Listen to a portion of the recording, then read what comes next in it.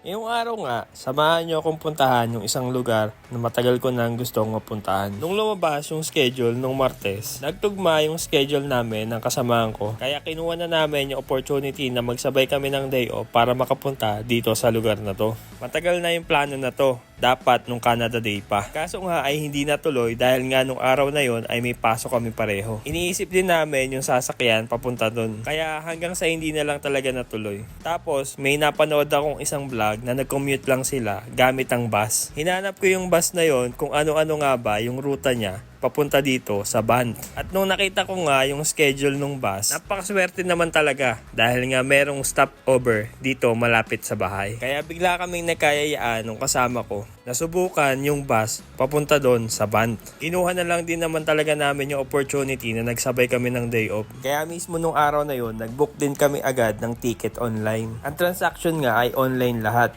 Doon makikita kung ilang passengers pa ba available ang bus or ang seat. Ang one-way ticket nga ay $1250. Tapos meron siyang tax na 0.63 o 63 cents. Kaya ang total nga ng one-way ticket ay $13.13. Nag-book kami ng kasama ko ng round trip ticket. Yung papunta at pauwi na rin. Upon booking nga ng ticket, ikaw ang mamimili ng arrival mo doon sa bus. 6:30 ang pinaka first trip. 7:40 naman yung pangalawa. At ang nakuha nga namin ay yung 7:40. Yung pangalawang trip. Yung time kasi na nag-book kami ng ticket ay hindi na available yung first trip. Ang biyahe nga ay tatagal ng 2 oras mahigit. Pero kung may sasakyan ka nga at hindi ka magbabas, mas maaga at mas mabilis kang makakarating doon. Siguro kaya lang ng 1 oras hanggang 1.5 oras. Mula lang yan dito sa area ko. 2 beses lang naman mag-i-stop over yung bus. Sa downtown at saka sa Canmore. Ang pangalan nga pala ng bus ay On It Bus. May mga kasabay nga kami doon sa bus na may mga dalang sasakyan. Iniiwan lang nila yung sasakyan nila doon sa parking. Pero nagbabas sila papunta doon sa Banff. Siguro ayaw lang talaga nilang mag-drive dahil nga medyo mahaba rin naman yung ida-drive. Napakamura lang naman din kasi na magiging pamasahe mo sa bus papunta doon. At sa punto nga yan, lumabas na kami ng bahay para pumunta doon sa bus stop.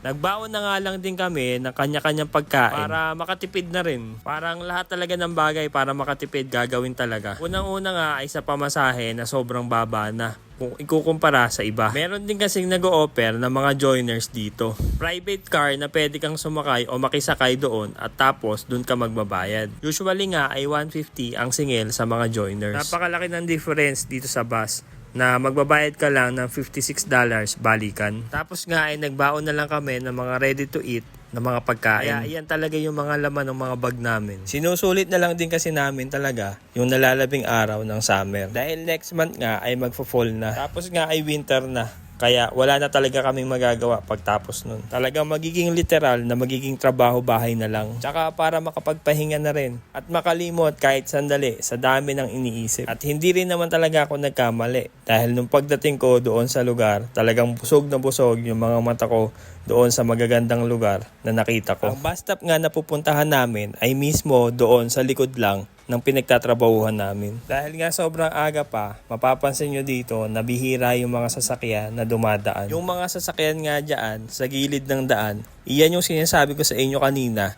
na mga kasabay namin sa bus na may mga sasakyan pero mas pinipili nila na magbus. Dumating kami ng 15 minutes bago yung time ng alis. Tapos nga ay dumating yung bus 5 minutes bago yung alis doon sa bus stop na nakalagay doon sa ticket. Tapos nga ay nung mismong 7:40 na nakalagay doon sa ticket ay umalis yung bus. Kaya sumusunod talaga sila kung ano talaga yung schedule. Sana ganito rin dyan sa atin sa Pilipinas. Dito nga sa Canada ay hindi na uso ang konduktor. Yung driver na rin mismo ang nag-i-scan doon sa tablet niya ng mga QR code na mga binook doon sa online. At masasabi ko rin naman talaga na komportable naman talaga yung bus at yung naging biyahe namin papunta dito sa lugar ko at doon sa Banff. Kung mapapansin nyo nga yung subdivision na yan, sa kabila ng train station, dyan lang yung location ng ginagawang movie ni na Alden at ni Catherine. Hindi ko na lang din talaga matandaan kung ano nga bang pamagat ng movie na ginagawa nila. Tapos nga ay nakita na namin yung bus na nakahinto doon sa bus stop. Kaya sumakay na rin talaga kami. Ang bus stop nga na to ay Showbiz. Dito din kami bababa, pauwi naman.